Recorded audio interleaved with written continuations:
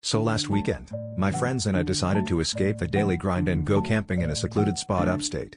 We were all set with our tents, marshmallows, and the obligatory horror stories to share around the campfire. The first night, as we sat around the flickering flames, we heard a rustling in the bushes. Out popped a squirrel, but not just any squirrel. This one was wearing a tiny hat. It jumped onto a nearby log and, to our disbelief, started speaking in riddles. It was so strange that we were convinced someone had slipped something into our hot cocoa.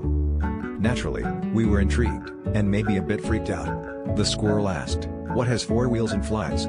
We scratched our heads for a moment before one of my friends guessed, "A garbage truck?" The squirrel nodded and scampered off into the darkness. The next day, we couldn't stop talking about our peculiar encounter and decided to see if the squirrel would return. Sure enough, as soon as the sun dipped below the horizon, there it was again, challenging us with more riddles. "What can you catch but not throw?" it asked. "A cold," shouted my friend Sarah, triumphantly. The squirrel seemed impressed and scampered away once more. By the third night, we were eagerly awaiting our nutty visitor. This time, the squirrel asked, "What word is spelled incorrectly in every dictionary?" We were stumped, but after a few minutes, my friend Jake blurted out, "Incorrectly." The squirrel nodded approvingly and then did something unexpected. It removed its tiny hat to reveal a wig.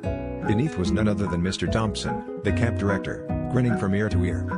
We all burst into laughter as Mr. Thompson explained he had a penchant for theatrics and loved pulling this stunt every year with unsuspecting campers. "You see," he said with a chuckle, "I'm nuts about this job." And just like that, our fears of encountering a magical creature vanished into thin air, replaced by the realization that our camp director was, quite literally, the nuttiest part of our trip.